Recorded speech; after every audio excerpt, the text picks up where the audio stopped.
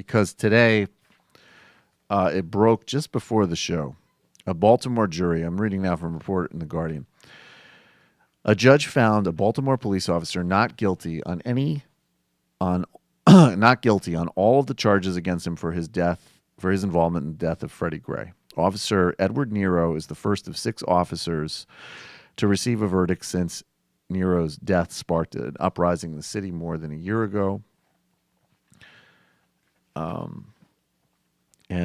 Moving forward, although Nero's case produced the first verdict, it is prosecutor's second attempt to hold officers criminally responsible for Gray's death. The first with the trial of Officer William Porter ended in a mistrial after the jury couldn't reach a decision. He's slated to be tried again later this year. Now, I don't know how much people remember about this. This was last summer. The death of Freddy Gray led to a massive political reaction in Baltimore because, as with all of these cases, they're snapshots, they're windows into a broad systemic problem between police and people of color and abuse. So I have no idea how Officer Nero is acquitted. I mean, look, in some ways it's not for me to judge, but I want to remind everybody of the basic facts of this case. And this is from a report in The Atlantic on the, quote, mysterious death of Freddie Gray. This was written in April 22nd, 2015. And I'm just going to get to just the raw reporting description of it. Quote, Gray died Sunday from spinal injuries. Baltimore authorities say they're investigating how the 22-year-old was hurt. A somewhat perverse notion, given that while he was in police custody and hidden from public view, he apparently suffered the injury. How it happens remains unknown, but it's difficult to understand why officers arrested Gray in the first place.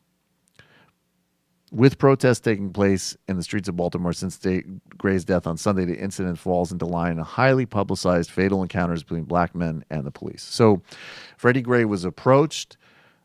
There's video footage of this. Apparently, he wasn't doing anything. Maybe he exchanged some words. He was put into a police van, and he ended up dead. That's the story. And we see this just constant repetition. There was the child who was killed in Cleveland. And at a certain point, what do you say when those protests were happening in Baltimore and people said people need to get off of the street and they need to trust in the justice system and they need to trust in reform? Well, this is the result. And of course, as with any other incentive structure, if you don't put anybody on Wall Street in jail for committing fraud, if you don't hold anybody accountable for committing, war crimes and human rights abuses, if you never hold police criminally accountable, what does that lead to? And of course, as we always say, it undermines the many police who want to do and do, to the best of their abilities, a very good job protecting the community. It's an essential job. Now, related to that, it should be worth noting that 2015 was, according to statistics culled from the National Enforcement Officers Memorial Fund, which keeps track of all officers who died on the job from any cause. 2015 was, in the words of Daniel Beer at Newsweek, it has never been safer to be a cop. So in conjunction with the movement to address this national crisis of violence against certain communities and systemic problems in policing, we saw the backlash and this notion of blue lives matter. And of course, again, in a generic, broad sense, of course blue light. Of course we want police to be safe. Of course we want police to be able to do the job that they're meant to do and not be harmed, obviously. But this is how this rhetoric goes. In Louisiana, Governor John Bel Edwards is on the verge of signing a bill that would classify attacks against police officers as hate crimes. So now that any violence against a police officer, which of course is again obscene and totally unjustifiable, we do not want police hurt.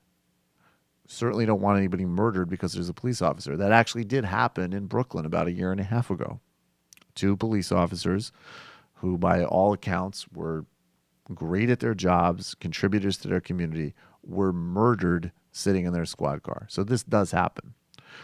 But does your job and your job title of any kind, even if occasionally it leads to a specific attack on you. There might be a specific attack on you if you work for the IRS, as an example. There's might be specific death threats or things like this if you work in media. Does that rise to the level of a core aspect of your identity that you cannot shed that may lead to a hate crime, which is the purpose of hate crime laws? And that, of course, is the concern of Anti-Defamation League Regional Director Allison Padilla Goodman. And I'm reading now. Goodman pointed out that crimes against police officers are already aggressively prosecuted under Louisiana law, of course. She said, quote, "The law would confuse the purpose of the Hate Crimes Act and weaken its impact by adding more categories of people who are already better protected under other laws. Hate crimes are designed to protect people's most precious identity categories, like race, religion, gender, sexual orientation, disability, ethnicity, and gender identity. Proving the bias intent is very different for these categories than for bias intent of a crime against a law enforcement officer."